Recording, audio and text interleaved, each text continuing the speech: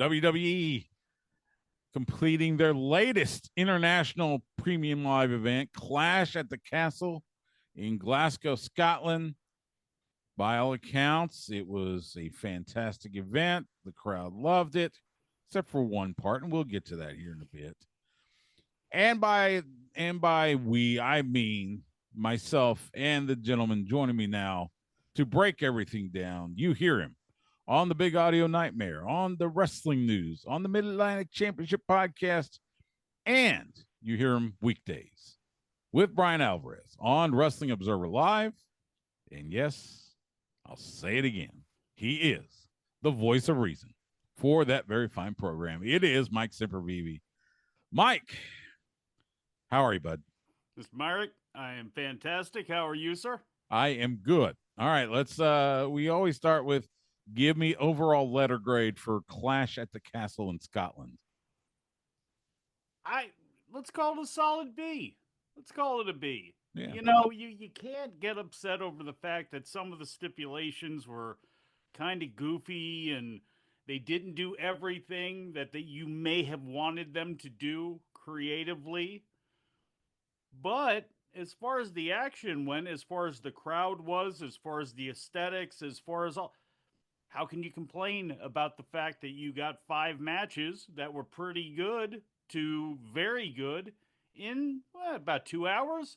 Mm-hmm. If you fast forward through the commercials, it was a 3-hour show. So I thought it was an easy watch. I thought the women's tag match ended up better than we could have expected, even though people are jumping on the botches here and there. And Cody and AJ, I mean, the stipulation was nonsense. The match was great. The fight was great. So I know we're going to go through it, but, you know, I really did think it was a solid B. I don't know. What did you think of it? I agree. It was at the very least a solid B. It was a good pay-per-view. Like you said, easy to watch. 5 matches, all title matches, by the way. Yeah. I think it went right at 2.5 hours. Yeah, something like that. I mean, so it didn't drag on. It didn't like going to a house show. Yeah, it didn't feel like a drag on. You know, Cody and AJ, the I quit stipulation. Give me your thoughts on why they felt they needed that as opposed to something else. And I get, look, you're turning around right after they had that banger of a match in France at Backlash, turn it right around and run it back. So you have to make it somewhat different, but an I quit match, that I'm not sure that did, the I quit stipulation, I'm not sure did any favors for anybody. None, I don't think. And the only thing I can think of is how do you put some drama around this match where it is conceivable that Cody Rhodes could lose that title? And that is the roadblock that you run into. How do you make people believe he can lose this title? Because it's not like Hulk Hogan back in the day where you had the revolving, big number of bad guys and you wanted to see him bowling pin them all down. It's a little bit of a different era. Every single fan knows Cody Rhodes' 2 years story to get that title. And you think they're going to pull the carpet out from underneath him in Scotland against AJ Styles? No, of course not. So how do you build some drama into that? And I think they decided to go that direction. I would have had Carl Anderson and Luke Gallows. Granted, they've been on NXT, but it's not like they haven't been there on SmackDown with AJ Styles. They were there for the retirement ceremony. Why could they not have just jumped Cody Rhodes and made this a numbers game, made this the drama that was leading in was Cody's basically got to fight off 3 guys, and maybe that's too close to the bloodline. I don't know, but it was a cool moment. Mm-hmm. But to me, that whole thing with retirement was killed dead by Mark Henry because no one's been able to follow it. And I don't think anyone really bought it. I don't think it hurts also, too. Let me say that. Long term, people will probably look back and kind of snicker at it. But realistically, because things are so hot right now and things are going so well, I don't think this is going to be something that people look at and go, that was the start of something. But I just think it was a little bit of a misstep because now Now what for AJ Styles? Yeah, Mhm. he's going to face Naomichi Marufuji over in Japan for Pro Wrestling Noah in July and everything. But do you just forget that this ever happened and it's a spotless mind after this, and AJ Styles is going to be on to whatever he's on to next? We'll have to see. But, as far as the match itself went, you got a little Mama Rhodes, we got a little blood, we got an incredible lapse of logic when it came to AJ choking out Cody Rhodes and the ref Yeah. basically saying, "Now you got to wake him back up." But before he can, so he can say I quit. That was completely ridiculous too. And also, Yeah. but I'll take that and pile it onto the fact that they put an I quit stipulation in there anyway. So, as far as the match itself went, when you excuse all the other nonsense, it was AJ Styles and Cody Rhodes going for a half hour, going hard, and I thought they put on a great performance to kick off that pay-per-view. Yeah, I think you're right. Um, after the match, Cody Rhodes is walking back, takes a moment to pose, and then out comes Solo Sikoa, and then here comes Tamatanga Tangaloa. They attack, and then Kevin Owens and Randy Orton save the day. So you got to figure they're gonna do Cody versus Solo. Is that SummerSlam, or is that sooner, or are they gonna push it more? I mean, That's it, SummerSlam. yeah. I'll say this is why I think it's SummerSlam. So we're in June right now. We just had Clash at the Castle. So Money in the Bank is coming up, right? That would Mhm. be July, and then August is going to be SummerSlam. To me, July seems like the perfect time to really get Solo cooking for that title match, and I think you do that with the 6-man tag that seemed to be set up at the end of that match, which is Solo Sikoa, Tamatonga, and Tongaloa against Cody Rhodes, AJ, almost AJ Styles, Cody Rhodes, Randy Orton, and Kevin Owens. Right there, you got 3-on-3. You got Bloodline, even odds with those guys.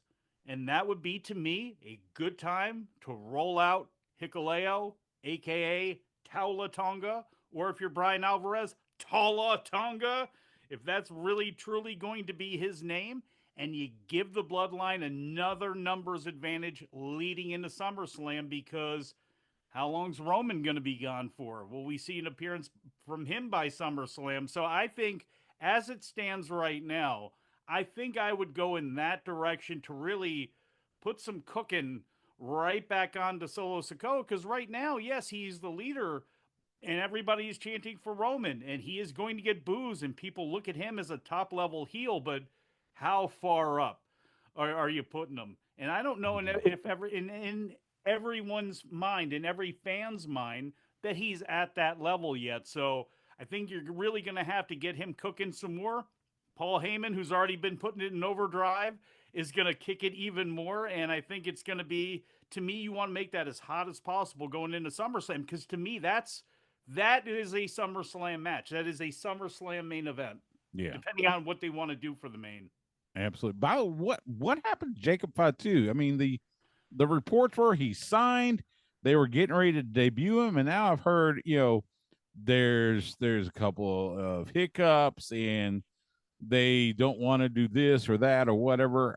I mean, you're there with the observer. What has been heard about Jacob Fatu and his impending debut in WWE? Not a whole lot, other than he was signed, and people believe that he was signed. There has not seemingly been anything from the other side to dissuade anybody from believing that. So, Zilla Fatu wrestled this weekend on the GCW shows. He's going to have, I think, a little bit of a rougher road to get into WWE. But part of Paul Heyman's whole thing with the Tongans is they're thugs. They are street fighters. They came in, they shouldn't even be here because of their backgrounds. Well, you have that with Jacob Fatu, so I assume that is going to at some point play into him coming in as the heavy. Now, again, I don't know how or when he is going to be inserted, but it is still, to my knowledge,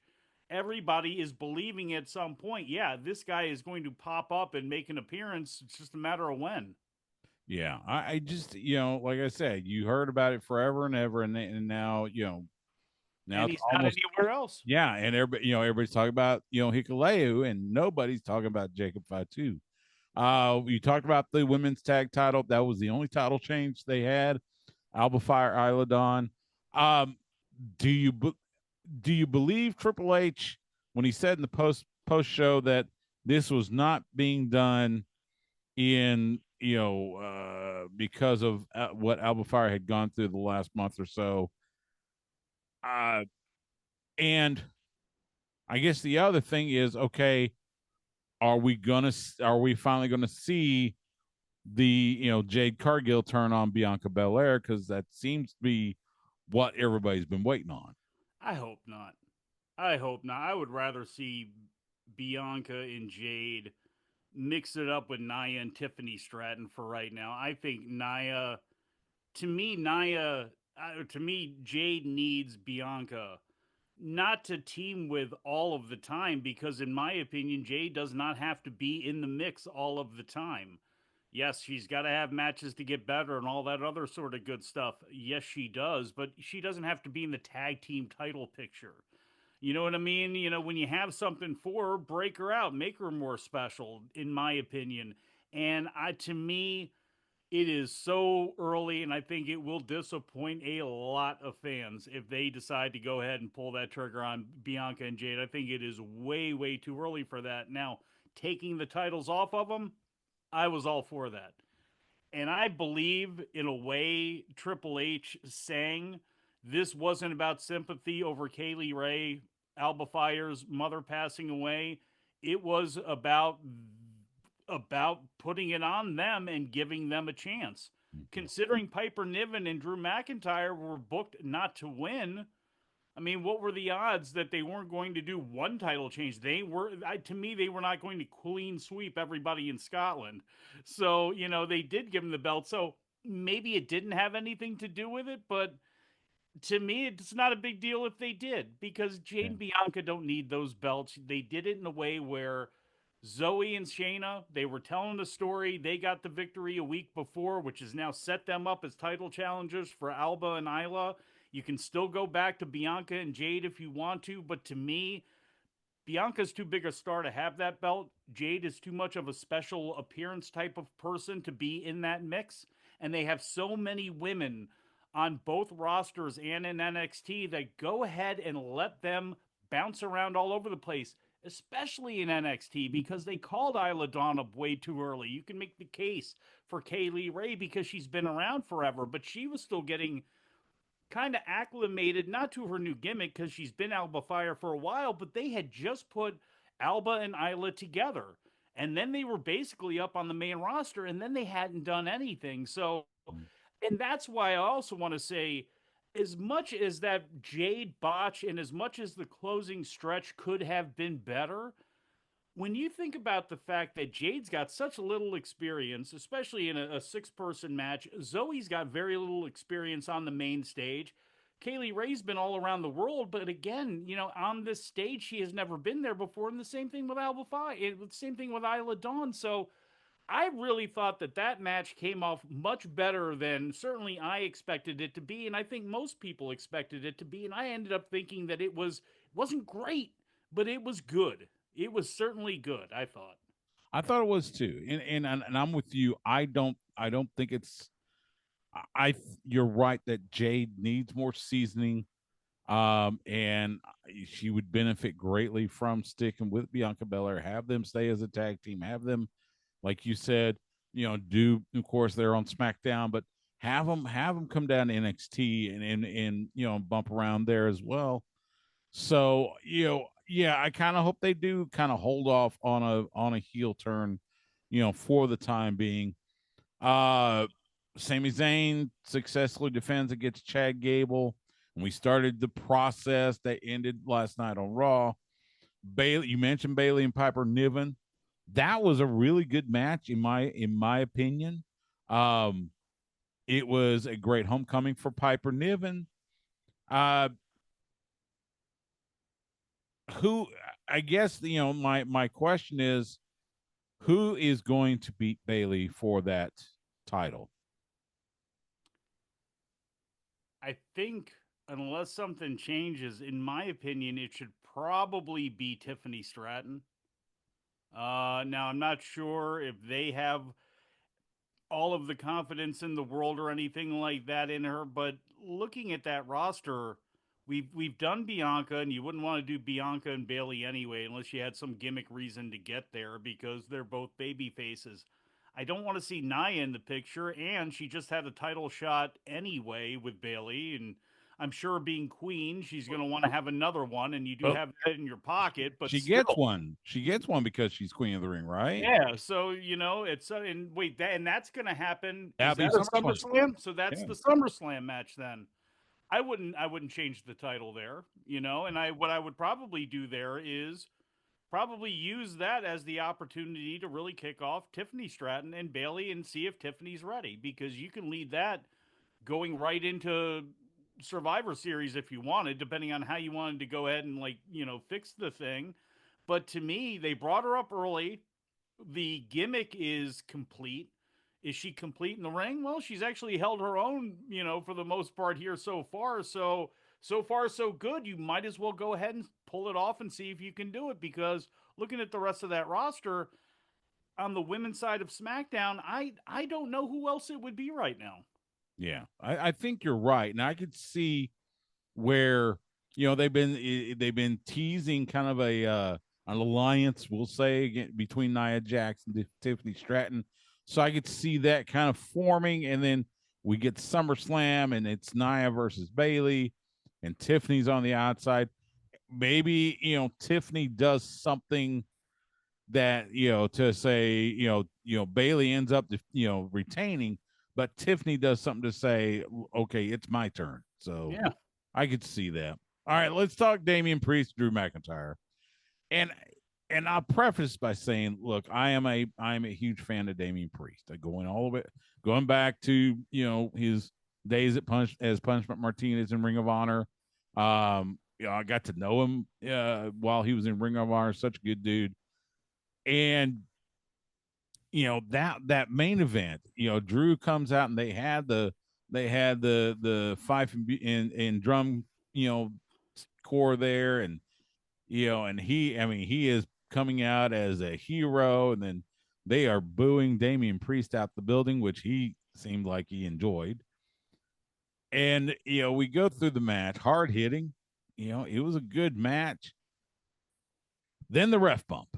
And then we go through, and Drew hits the Claymore, and he's got Damien covered for the visual three, and the crowd's counting it. And then also we see that figure running down to, we think it's just a referee, but then you see those Air Jordans. It's like, oh, that's not a referee. And sure enough, CM Punk and the rest, Damien Priest ends up retaining. So my question is, usually, and I know this doesn't happen all the time, but usually, more often than not, you usually want to end a big event like that with something to send the crowd home happy. That didn't send the crowd home happy. Nope, no, it didn't. But I'm sure they're figuring, well, they've already paid their money, and we're not going to be traveling back here for at least a couple of years. And by then, everything is going to be forgiven, and they'll be starved and be loud and singing along anyway. But they have a longer term plan here, which look at Cody and Roman Reigns.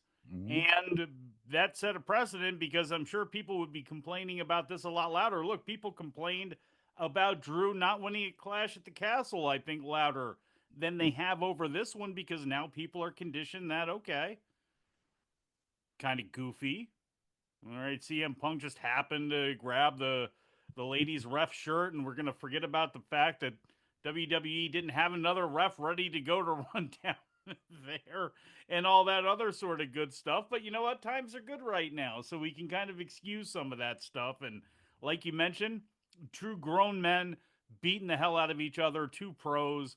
And, again, other than that Damian Priest slip up, into the ropes, the match was really great. And apparently he was selling really well too. His knee wasn't all that messed up, I guess. But I thought it was a really good match. And now with CM Punk, does he show up with CM Punk in Chicago to attack him there? I don't think anybody buys that Drew McIntyre has quit the promotion or anything like that, but it's really interesting because CM Punk is doing everything heelish, and as annoying as Drew McIntyre may be, he speaks the truth a lot of the time, like a good heel should. Yeah. Be able to scream the truth when it's truly the truth, and then throw in some other stuff behind it as he's done. But the way it's kind of been going, it's like, are they trying to turn CM Punk heel? Now, that's not what they're doing, but at some point, like, what does CM Punk have to do to Drew McIntyre, who was just inducted into the Scottish Hall of Fame, whose wife undergoes emergency surgery, who was screwed at Clash at the Castle, who got screwed over at WrestleMania? At some point, do you end up like flipping things over? And CM Punk is now the dastardly guy, and Drew McIntyre can finally get some respect from everybody and some cheers. I don't know if that's gonna happen, but man, that's almost what like it felt like it was going, where it was going. But then again, there were people that jumped and were hugging CM Punk in Scotland. And then when Drew walked out there, he got a huge CM Punk chant, against him. So maybe you go ahead and do what I wanted to do all along and make him one of the head guys in the Judgment Day and go in that direction. But then again, I don't know. Maybe just make him a loner now, because at some point, again, he might end up becoming the biggest babyface, even including Seth Rollins on that Raw roster. Well, you see, that's in that, and that's kind of interesting because they've had Drew, as a heel, and yes, he speaks the truth, but he's still doing all the heel things. And I gotta believe that most fans see CM Punk as that mischievous kid that's gonna he's gonna pull a trick and then laugh about it on the way home. He's like Wally to the Cleavers. I and so yeah, I mean, in I'm not sure. I'm not sure you could. I don't think people will boo CM Punk. At least not yet. He could get him to do it, but it's just a matter of, do you want to go ahead and do that? Because then once you Yeah. do it, you got to commit to it for a while. And, I just, he's gonna be an interesting shade of gray, because Mm-hmm. it's not like he's ever gonna be, sure, storyline wise, he and Seth Rollins could be on the same team, but they're always gonna have that tension on screen, I would figure. Same thing goes with Drew McIntyre. Same thing goes with pretty much CM Punk and everybody, which is why he can face off against a Seth or a Drew or a Damian or a Jey Uso or whoever you want him to face off against. He's completely malleable that way. So again, maybe he's just that ultimate incredible shade of gray that just, dances his way through that roster. Yeah. If you had to put money on, does Drew show up on SmackDown in Chicago on Friday?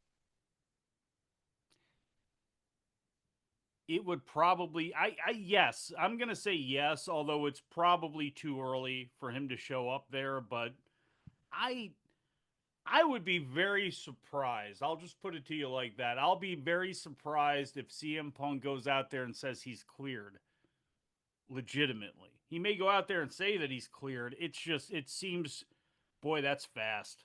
6 months exactly, pretty much, to come back is very fast at his age with the injury, all that sort of stuff. Maybe, as we know, fighters heal faster than normal men, so maybe he's going to be okay. But to me, I think this is a great chance to have Drew McIntyre go out there, have CM Punk say, I'm cleared. I'm feeling pretty good.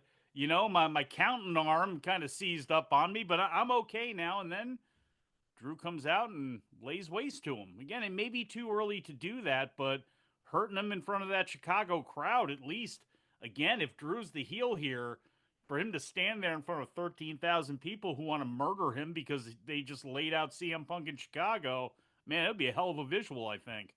I think you're right. I think you're right. Let's hit the rest of Raw. Uh, we did see the return of Seth Rollins.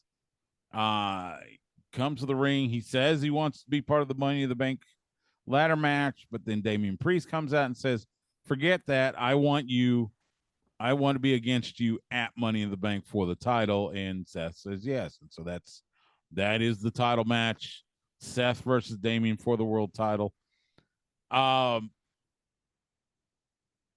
is that the right call, or should Seth have gone into the ladder match?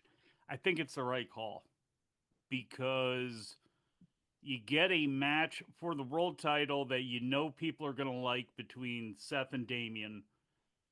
It gets Seth out of there, which opens up as the big baby face. Currently in it right now is Jey Uso. Perfect. You know, you don't want him stepping on Jey Uso too much because you're trying to build Jey back up again after Mania and after the Jimmy feud, and they're doing everything they can, going through the crowd, him rallying every time as a rah rah speech to his people, all that sort of stuff. Cool. Keep Seth away from him in that way. And then if the idea is Chad Gable, if he's the one, on the Raw side that ends up taking it, which is possible, because you can build some stories around him too if you wanted to. To me, I like the move because, again, Seth doesn't need Money in the Bank. We've already danced that dance with him. He brought that up on the show. There's somebody else who can jump in and take that. And then you can utilize Seth for, again, other feuds that aren't going to be mixed in with all that stuff. Yeah, I think you're right. Uh, you mentioned Chad Gable. He gets laid out by Braun Strowman in a loss, and then shenanigans, and Otis finally splits. Kind of. It wasn't exactly. It wasn't like the beatdown that I think most people expected. It was more of shoved him to the corner. You know, goes to the back with Tozawa and Maxine, and then in the locker room says, I quit. I'm done.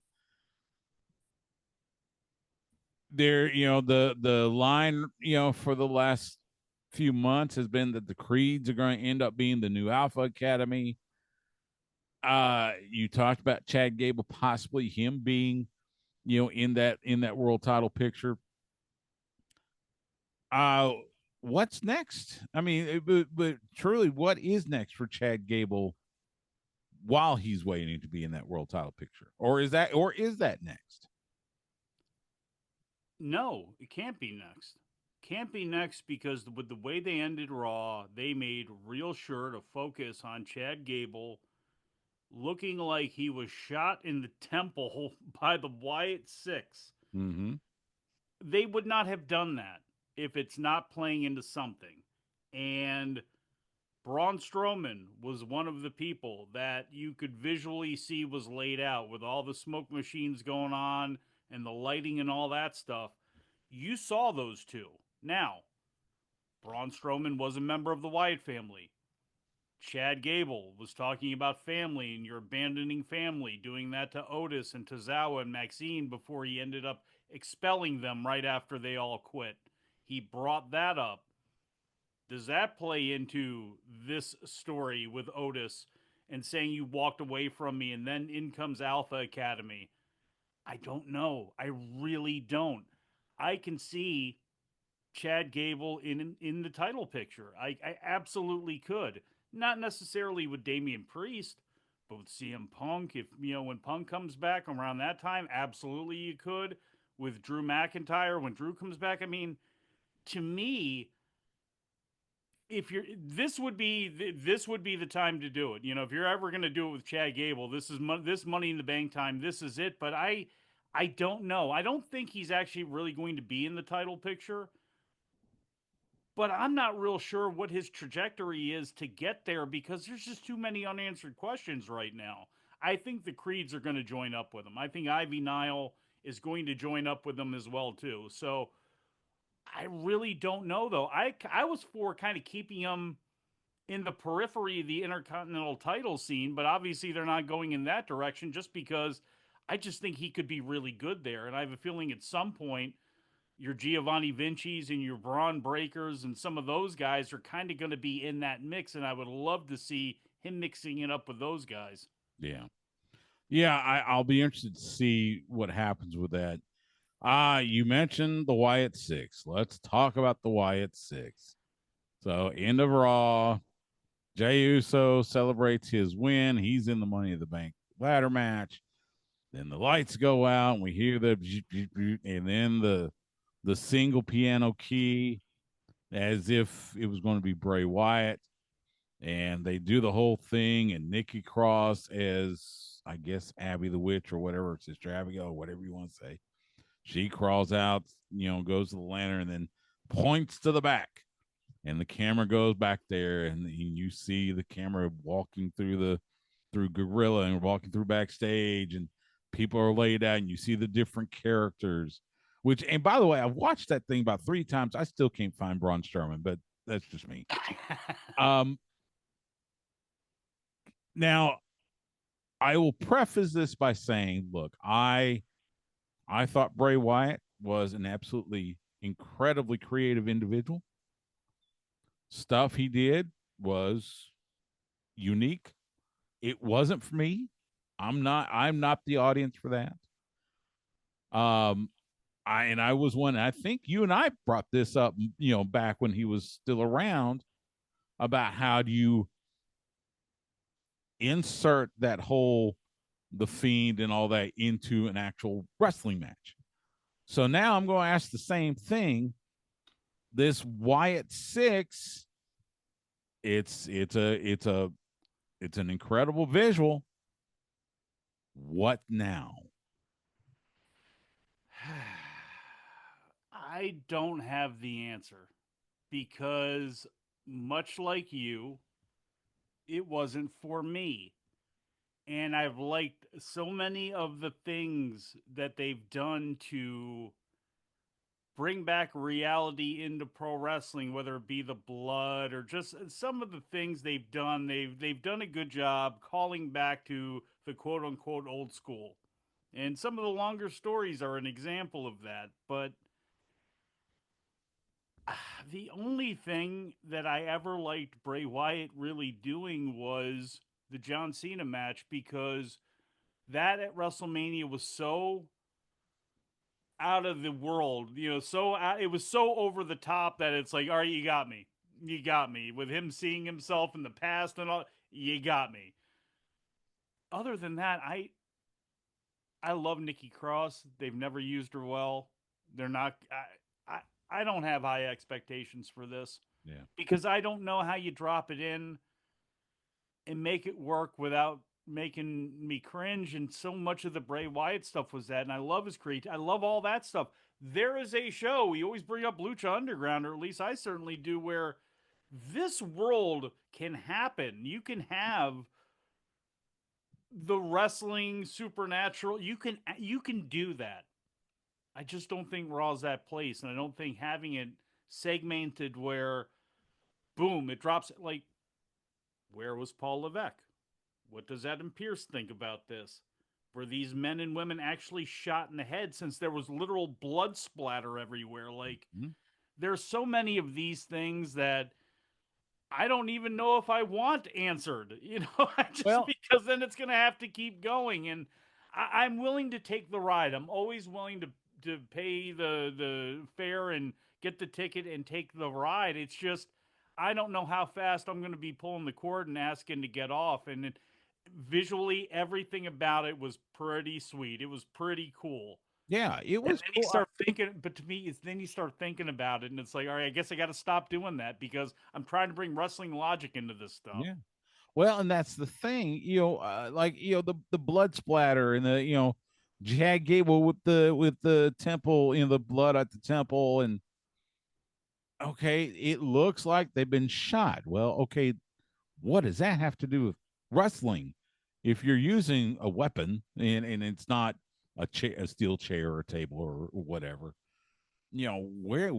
how does that get incorporated? Now, I could understand if maybe if you want to explain it as, yeah, he took a blow to the head, maybe whatever the character Eric Rowan was, you know, was there for, They he brought the takes that mallet mallet. back. I Yeah. didn't want to see any mallets after the Seth Rollins and Randy Orton and all that stuff, and now we got mallets back. That was not a good sign Oh, for me. that was yeah.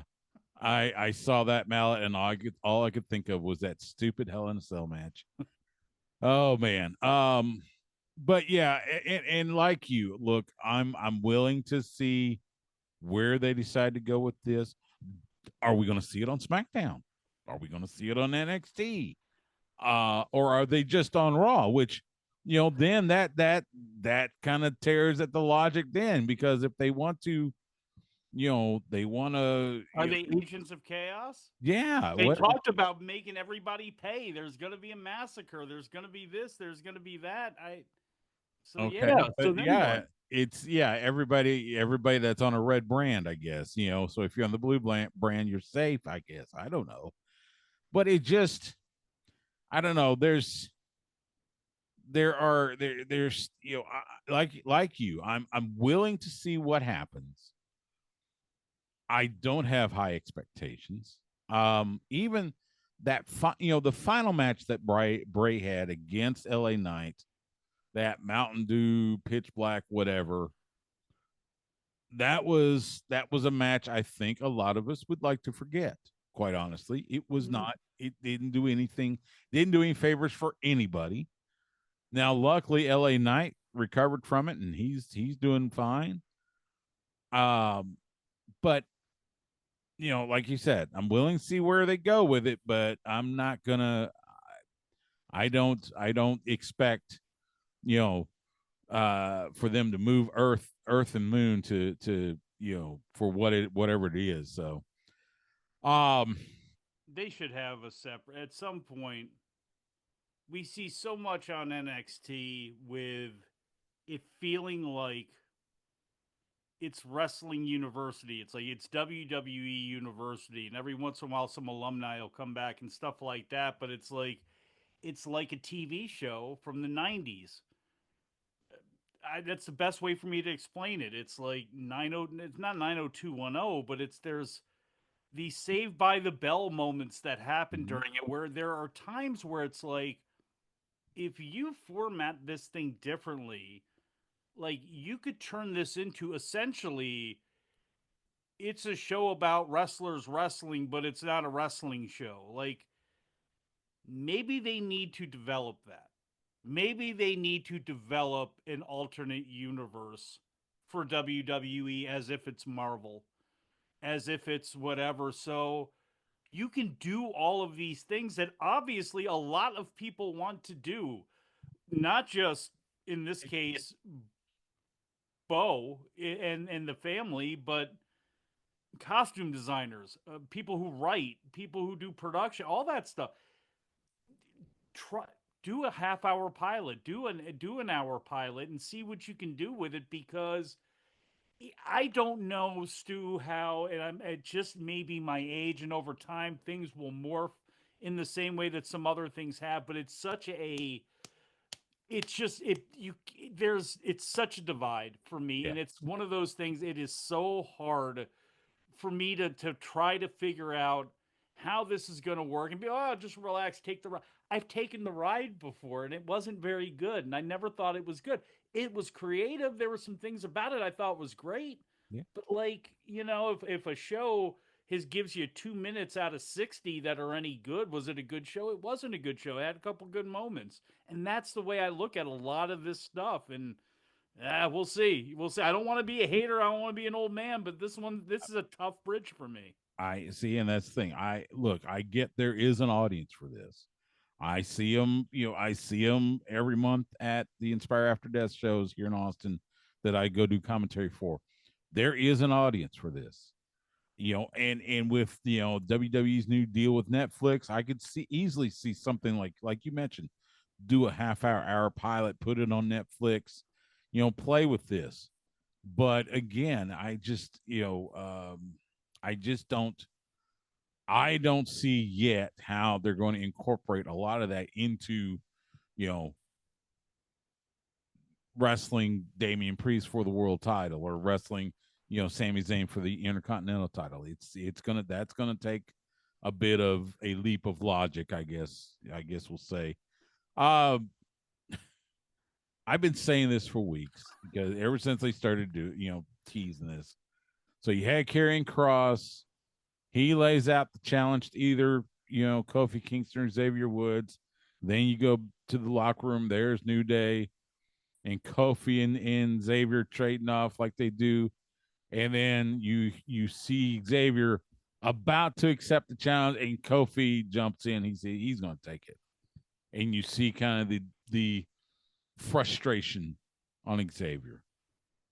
They're not really going to break up the New Day, are they?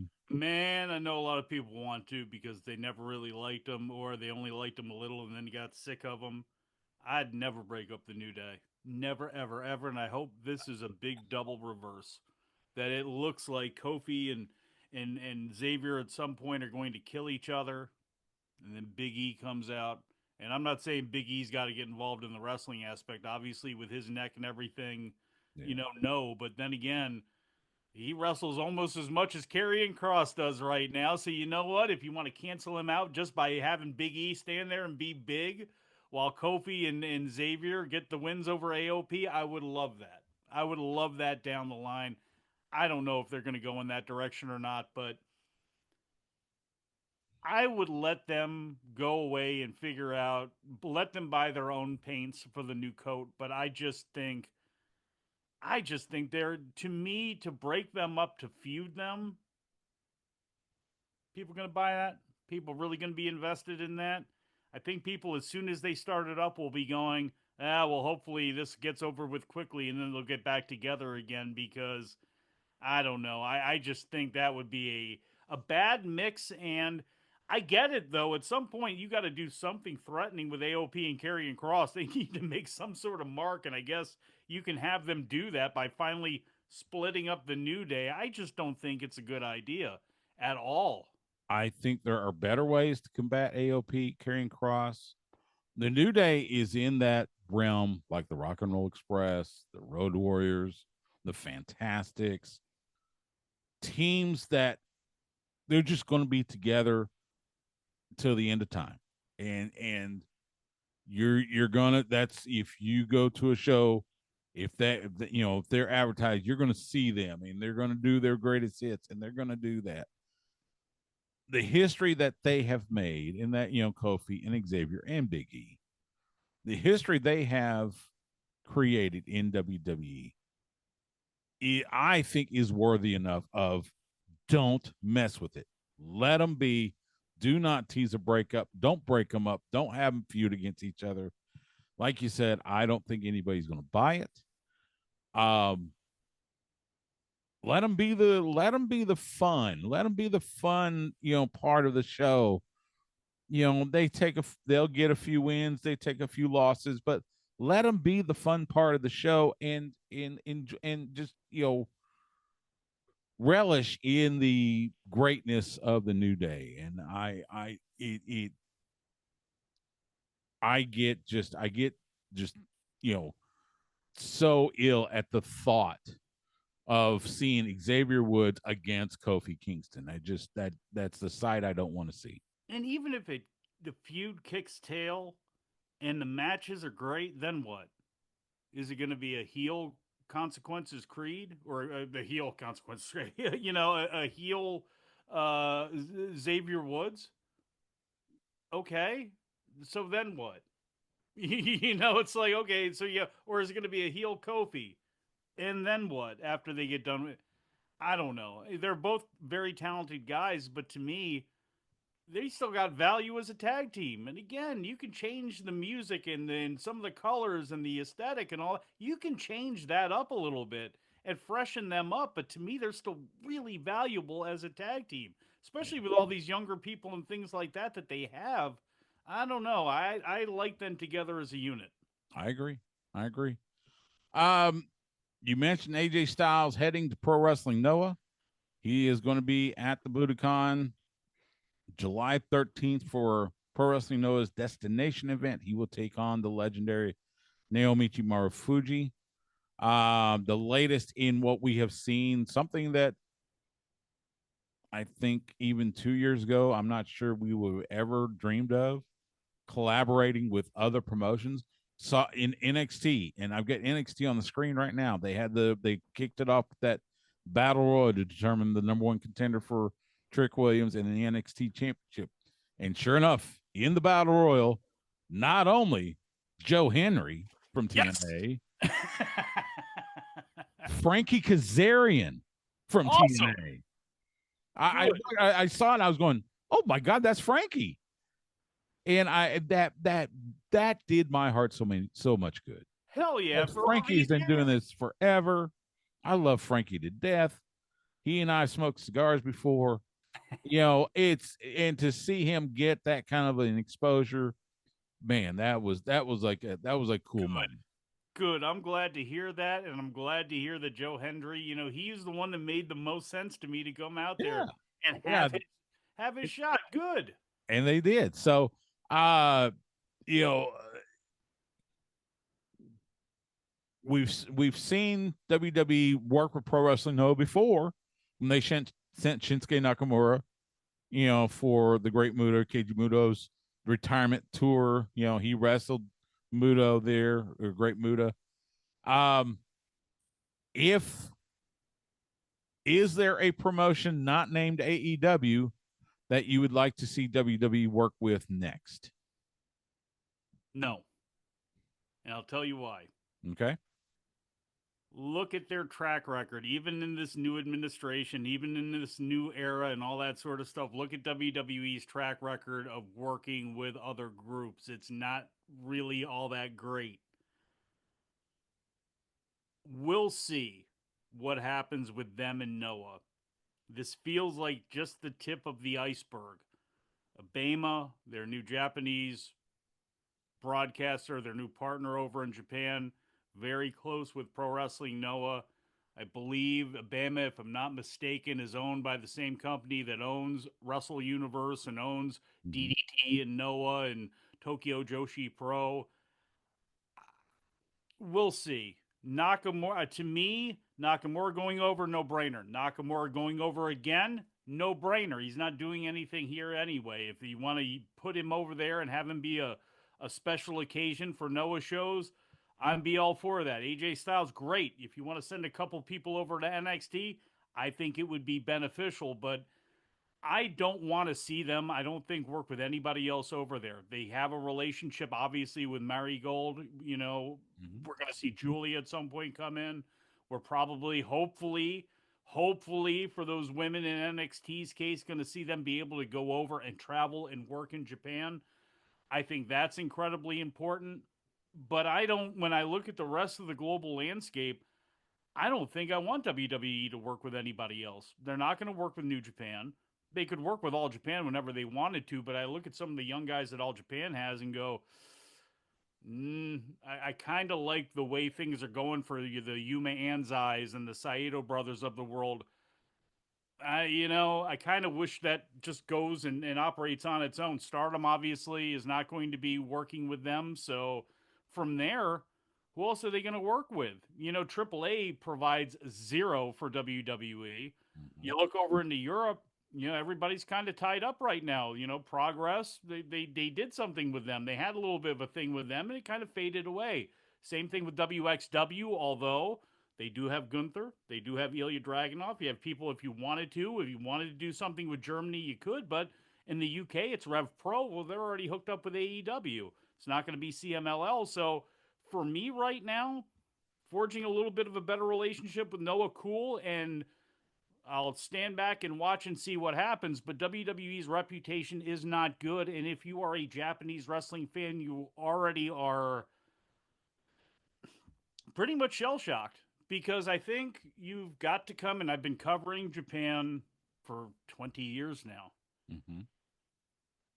As of now, unless things can easily change, as of now, I look at the rest of sports. I look in the position that WWE is in right now, owned by Endeavor, and I just look at baseball and go, right now we're at that point that if you want to stay in Japan because that's where you're from, cool.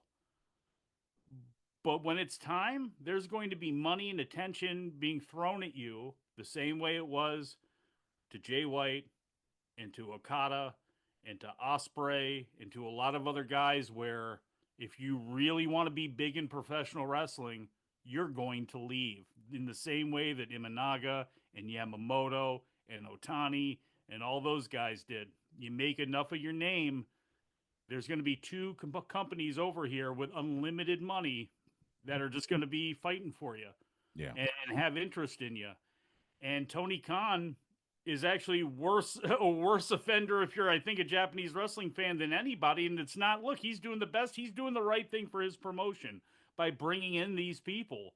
But at the same time, it just takes them away from being full time in Japan. And for those fans, I mean, it's tough. We'll see. Hiroshi Tanahashi is saying all the right things as New Japan's president to kind of drum up, support again and everything like that. But it really, unless you're a Dragon Gate fan, first and foremost, that seems to be very much protected because of the style of wrestling that it is, it is shielded a little bit from the Western invasion, but it's like, it's a tough spot right now. And again, we'll see. We'll see what all happens here. I still have a feeling at these WWE shows that are going to be taking place in Japan here coming up in July that I wouldn't be shocked if WWE is not involved in Noah's Tokyo Dome show in January or in their big wherever they're going to hold their big New Year show. Yeah. I absolutely could see WWE involved because again,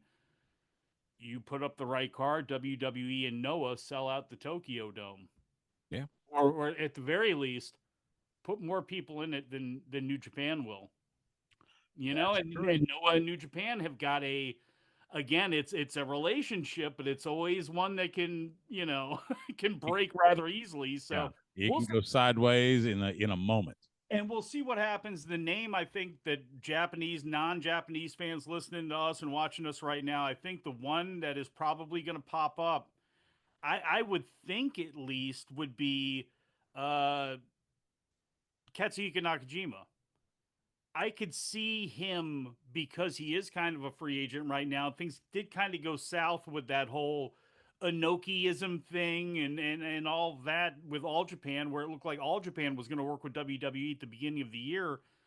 He's not around right now. He's working late shows and he's not really doing anything or seemingly taking bookings. So that's one of those guys that I could see over in NXT. It's just going to be once he gets there, it's going to be like Kenta and a lot of other people where it's like that dude knocks people out for real with kicks, whether he means to or not. And they didn't like Suri kicking them. I don't think they're going to like Nakajima kicking them. Yeah. I think you're right. Yeah. I mean, it'll be fun to watch. It'll be a visual. AJ Styles in a pro wrestling Noah ring, but I think It's you're right. going to kill. That match is going to be great because it's two old pros who can't. That Yeah. match would have been magic 15 years ago. I mean, it really would have been one of the matches of the year, but Oh, easily. even as vets, they're going to do everything in their old wily ways. I'm really looking forward to that match. Yeah. I am too. I am too. He is Mike Sempervive. Catch him on the Mid Atlantic Championship Podcast, Big Audio Nightmare, the wrestling news, and weekdays on Wrestling Observer Live with Brian Alvarez. Mike, I appreciate it.